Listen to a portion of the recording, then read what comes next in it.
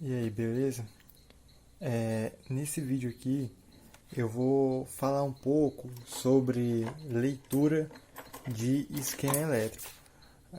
Você que tem curiosidade ou sei lá, tá começando a fazer reparos, talvez na hora que vai ver o esquema elétrico ache ele complexo, você vê aquele monte de símbolo e não sabe o que significa.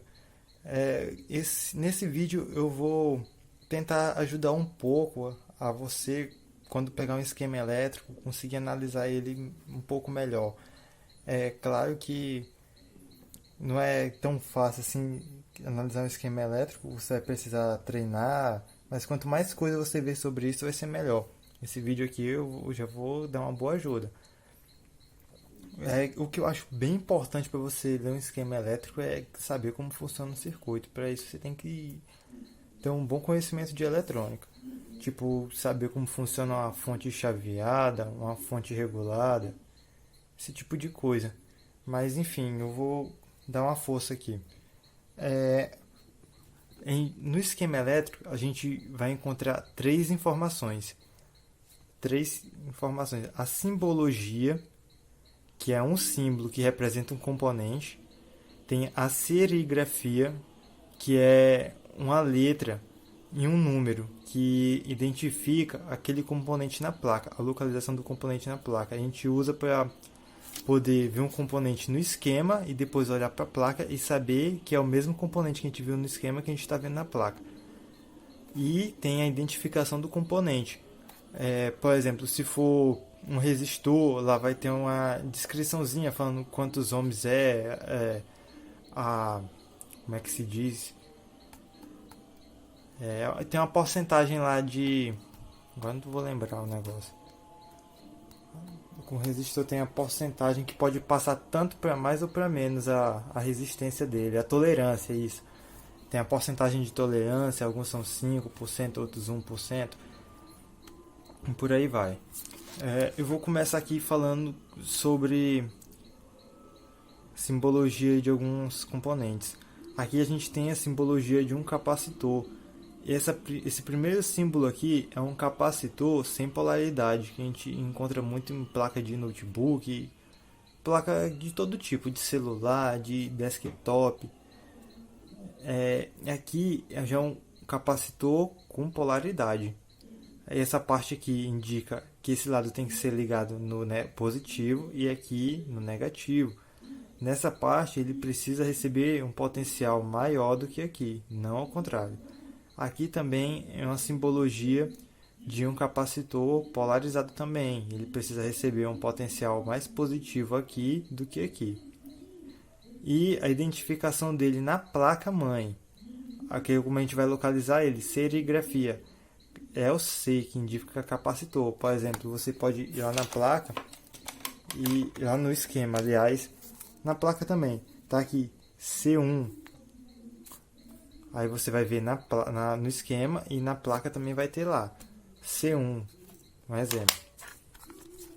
Todo componente na serigrafia dele vai ter uma letra da identificação do componente e um número. Aqui a simbologia de um resistor. Temos duas simbologias diferentes. Essa aqui e essa. A serigrafia dele na placa é o R.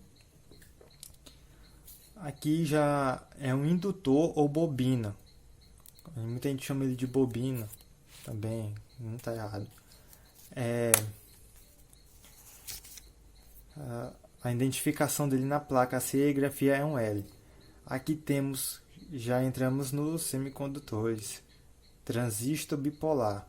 Isso aqui é a simbologia de um transistor bipolar do tipo NPN e esse aqui é a simbologia de um transistor bipolar do tipo PNP. Uma coisa bacana para você lembrar é que o emissor sempre é o terminal que tem a setinha. Esse aqui é um emissor e aqui também é um emissor. Emissor, base e coletor. Emissor, base e coletor. Aqui a gente já tem outro tipo de transistor. Esse aqui já é o transistor MOSFET. O transistor MOSFET, a gente tem ele do tipo canal N e o tipo canal P. O canal N, ele tem a setinha apontada para dentro e o canal P a setinha apontada para fora. Outro componente, diodo. Ele tem essa simbologia, uma seta com esse risco aqui. Ele também é um componente que ele é polarizado. Aqui a gente tem dois terminais, o anodo e o catodo. Você precisa, para ele conduzir, você precisa colocar um potencial mais positivo aqui do que aqui. Aqui a gente já tem um diodo Zener. Ele tem essa simbologia e ele geralmente é usado reversamente polarizado, diferente do diodo, que ele foi feito mais para ser usado diretamente polarizado, ou seja, botando o potencial positivo aqui e o negativo aqui. Esse aqui já é diferente, a gente já coloca o potencial positivo aqui no catodo e o negativo no anodo. Depois, quem sabe, eu faço um vídeo explicando melhor o funcionamento desse componente. Aqui a gente já tem um circuito integrado. Geralmente vai ser assim, um quadrado, embaixo vai ter o nome do componente, o modelo, que aqui já entra na parte da identificação do componente, como eu falei. A identificação do componente você pode usar para procurar o datasheet desse componente e obter mais detalhes sobre ele, sobre como ele funciona.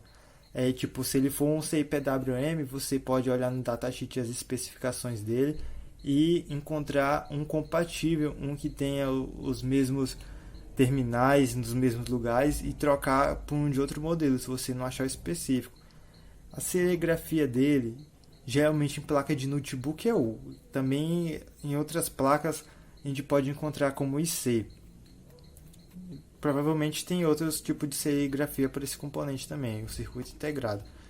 Existem vários tipos de circuito integrado. Tem o circuito integrado de PWM, a gente chama muito de CI para ficar mais fácil. CI de PWM, tem CI regulador de tensão, vários tipos. Aqui já é a simbologia de um fusível. O fusível, eu vou explicar um pouco, vai dar para me explicar sobre ele porque é até simples de entender. Ele é um componente que tem o objetivo de proteger o circuito.